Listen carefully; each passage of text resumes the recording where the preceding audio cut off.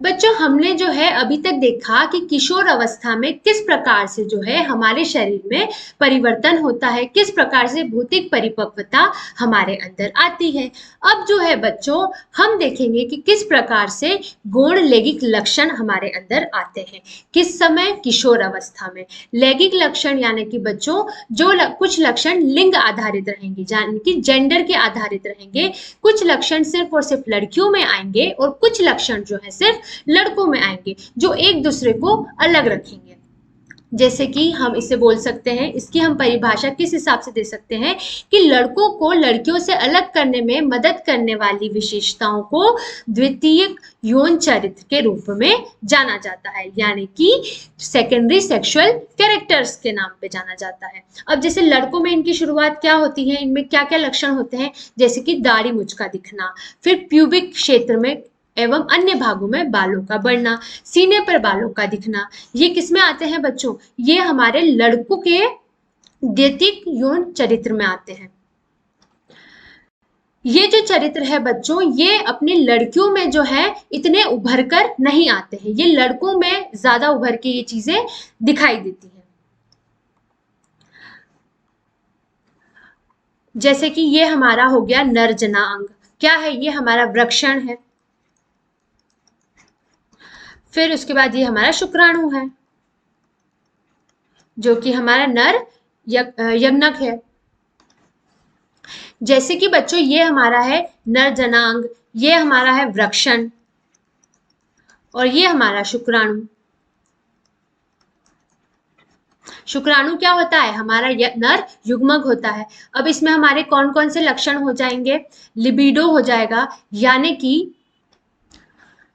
यानी कि बच्चों आपके दूसरे लिंग की प्रति आपका आकर्षण होना। फिर हमारा स्वर यंत्र की वृद्धि और गहरी आवाज। लड़कों में जो है बच्चों आवाज जो है वो भारी हो जाती है, वो गहरी हो जाती है। किसकी वजह से? स्वर यंत्र की वृद्धि की वजह से। तो ये भी कैसा लक्षण है? हमारा माध्यमिक लैंगिक लक्षण है। फिर चेहरे और शरीर पर बाल, छाती पर जो बाल हैं वो भी एक प्रकार से लड़कों में ज्यादा डोमिनेटिंग होते हैं, यानी लड़कों में बहुत ज्यादा प्रभावशाली होते हैं। फिर जो मांसपेशियों का विकास जो होता है बच्चों, वो भी लड़कों में लड़कियों के मुकाबले ज्यादा होता है। लड़कों का जो शरीर होता है वो भारी होता है। जो हमारे ऊपर के जो शोल्डर्स होते हैं, हमारे जो मांसपेशियां होती हैं, कंधे जो होते हैं बच्चों, वो बहुत ज्यादा भारी होते हैं। लड़कियों की जो है निचली हिस्सा जो होता है, यानी कमर के नीचे का हिस्सा थोड़ा चौड़ा होता है, लेकिन लड़कों का जो है वो ऊपरी हिस्सा ज्यादा चौड़ा होता है और मांसपेशियां जो है वो लड़कों में ज्यादा उभरी हुई होती हैं। फिर होगी बाह्य जनांग का विकास, यानी कि जो बाहरी जेनेटिलिया है उसका विकास, वृषण का जो विकास है वो भी एक तरीके से क्या है? माध्यमिक लैंगिक लक्षण है। ये सारे लक्षण किस में आएंगे बच्चों? ये लड़कों के लक्षण आएंगे। अब हम जो है देखेंगे कि लड़कियों में कौन से गौण लैंगिक लक्षण मिलते हैं या आएंगे। तो लड़कियों में इसकी शुरुआत किससे होती है? स्तनों के आकार में वृद्धि से और साथ ही में जांघ क्षेत्र पर बालों के विकास से। इनकी जो आवाज है उसमें इतना परिवर्तन नहीं आएगा। इनकी जो मांसपेशियां हैं वो इतनी ज्यादा जो है हावी नहीं रहेंगी। तो बच्चों हमने कौन कौन से लक्षण पढ़े, हमने लड़कियों में कौन कौन से देखे और लड़कों में कौन कौन से देखे, एक बार हम उनको पढ़ लेते हैं एक और बार। तो बच्चों लड़कों में जो थे वो कौन कौन से लैंगिक लक्षण थे? गौण लैंगिक लक्षण थे। तो हमने पहला देखा था लिबिडो, यानी कि दूसरे लिंग के प्रति आकर्षित होना। फिर हमने दूसरा देखा था उसमें स्वर यंत्र की वृद्धि, जिससे कि आवाज में क्या है? भारीपन हो जाता है। फिर दाढ़ी मूंछ का आना, साथ में ही जो है छाती पर बाल आना और जांघ क्षेत्र, प्यूबिक क्षेत्र में जो है बाल आना। ये सारी कौन सी थी? ये लैंगिक लक्षण थे, गौण लक्षण थे। किसमें? हमारे लड़कों में थे।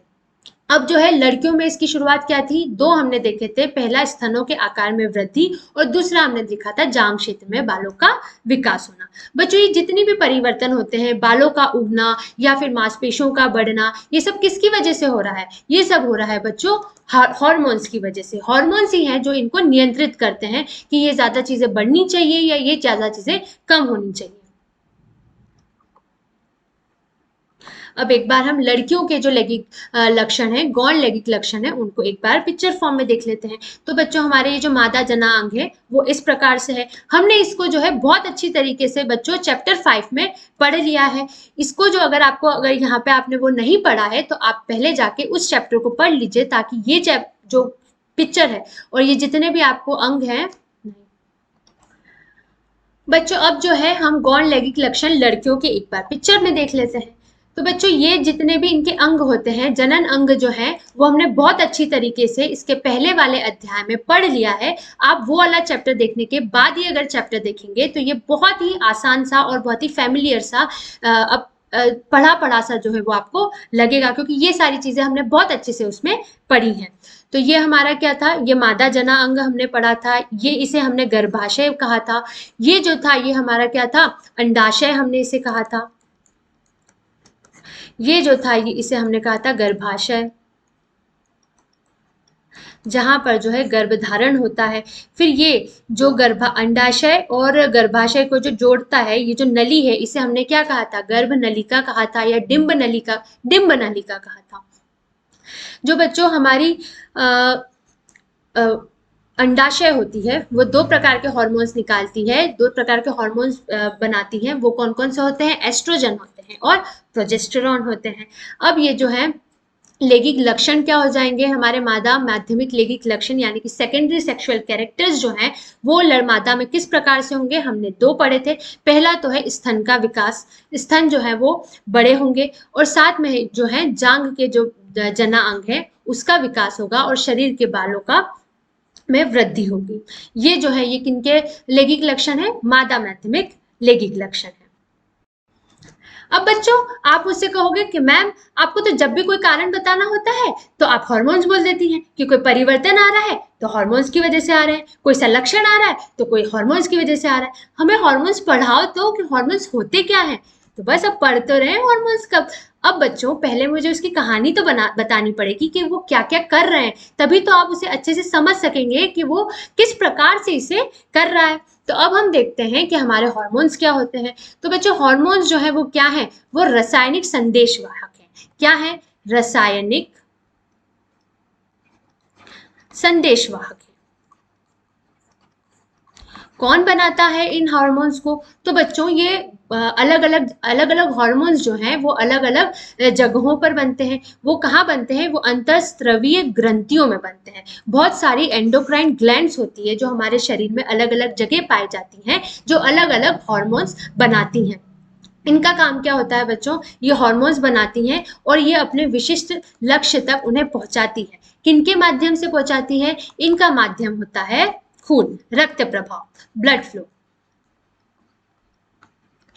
यानी कि खून में जो है ये अपने हार्मोन्स को जो है ये ग्रंथियां जो हार्मोन्स बनाती है उन्हें खून में जो है वो डाल देती हैं, सीधे खून में डाल देती हैं, और फिर खून के माध्यम से, रक्त प्रभाव के माध्यम से उन्हें जिस भी विशिष्ट लक्ष्य तक जाना होता है वो वहां तक चले जाते हैं। तो ऐसे जो ग्रंथियां जो अपना हार्मोन्स जो अपने सेक्रीशन उत्पादन जो है उन्हें अगर सीधे रक्त प्रभाव में डाल रही है तो ऐसी ग्रंथियों को क्या कहेंगे, अंतःस्रावी ग्रंथियां कहेंगे। अब बच्चों ये जो होती है एंडोक्राइन ग्लैंड्स, ठीक है। अब हम इसमें एक और ग्रंथि पढ़ेंगे जिसे कहते हैं पिट्यूटरी ग्रंथि। इसे बच्चों कहा जाता है मास्टर ग्रंथि, क्योंकि ये क्या है, एक तरीके से इनके पापा है। जितनी भी अंतःस्रावीय ग्रंथियां हैं इनके पापा हैं जो इनका ध्यान रखते हैं कि कितना इनको निकालना है, कितने हार्मोन्स इन्हें बनाने हैं, कितने हार्मोन्स इन्हें नहीं बनाने हैं, इन्हें कब बनाने हैं, इन्हें कब नहीं बनाने हैं। तो इसे हम क्या कहेंगे, मास्टर ग्रंथि कहेंगे। ये तो इसका क्या काम होगा, हार्मोन्स के उत्पादन का नियंत्रण एक अन्य हार्मोन द्वारा किया जाता है जो पिट्यूटरी ग्रंथ अथवा पिट्यूटरी ग्रंथि द्वारा स्रावित किया जाता है। बच्चों अब हमारी अंतःस्रावीय ग्रंथियों की भी एक मास्टर होता है जिसे कहा जाता है पिट्यूटरी ग्रंथि। ये क्या होता है बच्चों, मास्टर होता है। ये उन हार्मोन्स का उत्पादन करता है जो इनके द्वारा, अंतःस्रावीय ग्रंथियों के द्वारा हार्मोन्स जो रिलीज होते हैं, जो बनते हैं, उनको नियंत्रित करता है कि उन्हें कब जो है ज्यादा बनना है, कब जो है कम बनना है, कहाँ पर जाना है, कहाँ पर नहीं जाना है। ये सबको नियंत्रण कौन करता है, पिट्यूटरी ग्रंथि के द्वारा बनाए गए हार्मोन्स नियंत्रित करते हैं। तो बच्चों एक तरीके से क्या हो गया कि पिट्यूटरी ग्रंथि जो है वो क्या हो गई, इन सभी की जो है मास्टर होगी, क्योंकि यही बता रही कि इन्हें कब कितना बनाना है और कब नहीं बनाना है। अब बच्चों उदाहरण के लिए हम देखते हैं कुछ हार्मोन्स को। तो हमारे वृक्षण जो होते हैं, जो वृक्षण हमने पढ़ा, नर नर जनांग जो हमने पढ़ा, वृक्षण पढ़ा, और साथ में ही हमने अंडाशय पढ़ा जो हमारी मादा जनांग है। तो ये दोनों भी जो है कुछ हार्मोन्स बनाते हैं। तो जो वृक्षण है वो एक प्रकार का हार्मोन बनाएगा जिसे क्या कहा जाता है, टेस्टोस्टेरोन कहा जाता है।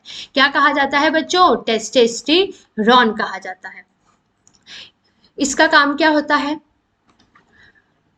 हमारे गौण लैंगिक लक्षण जो थे, कौन कौन से गौण लैंगिक लक्षण थे हमारे बच्चों।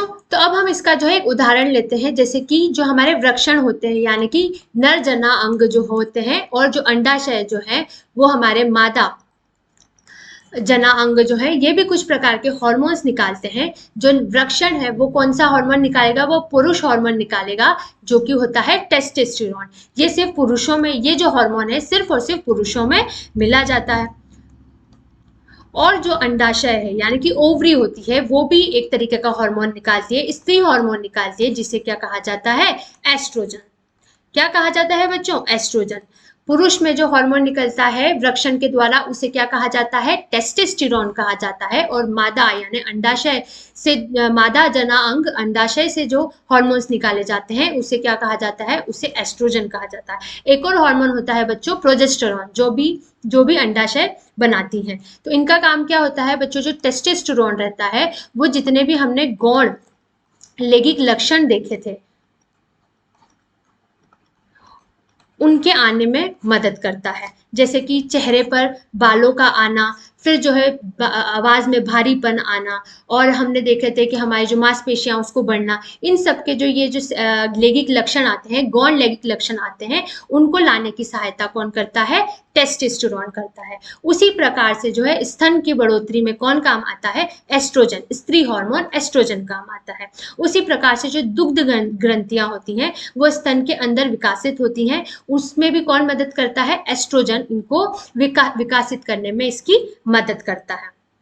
तो अब अगर हमें हार्मोन के लक्षण बताने हैं, उसके बारे में लिखना है, तो हम क्या क्या लिखेंगे। पहला तो क्या कि एक रासायनिक संदेशवाहक है, उसके रूप में ये काम करता है। साथ में ये कौन बनाता है हार्मोन, ये ग्रंथियां बनाती हैं जो शरीर के अन्य अन्य हिस्सों में मिलती हैं। फिर साथ में ये जो ग्रंथियां होती हैं, हार्मोन्स जो होते हैं बच्चों वो बहुत ही कम मात्रा में बनाए जाते हैं। ये इनका ऐसा काम होता है, कम में बहुत ज्यादा ये काम करते हैं। मतलब इनकी मात्रा जो है बच्चों वो बहुत ज्यादा मायने भी रखती है, क्योंकि अगर इनकी मात्रा बढ़ जाती है या इनकी मात्रा जो है घट जाती है तो दोनों ही केस में जो है बच्चों हमें बीमारियां हो सकती हैं।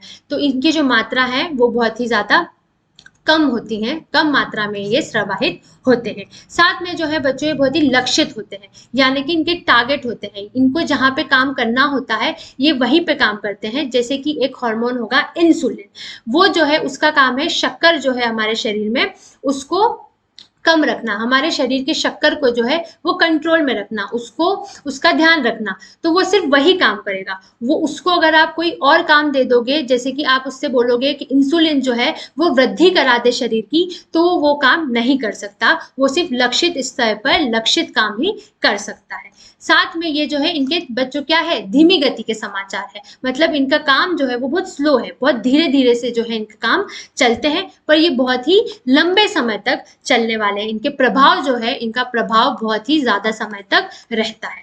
तो क्या हो गया, पहला ये कि ये रासायनिक संदेशवाहक के रूप में काम करते हैं। कहाँ पर बनते हैं, तो ये ग्रंथियों में बनते हैं। इनको बनाने वाली जो ग्रंथियां, अन्य अलग अलग अंग रहते हैं जिनमें ये ग्रंथियां मिलती हैं, और उनमें जो है ये हार्मोन्स बनते हैं। इनकी जो मात्रा है वो बहुत ही कम मात्रा में होते हैं, बहुत ही लक्षित स्थल पे ये काम करते हैं, और साथ में ही इनकी काम की जो गति है वो बहुत ज्यादा धीमी होती है, लेकिन ये लंबे समय तक इसका प्रभाव छोड़ जाते हैं।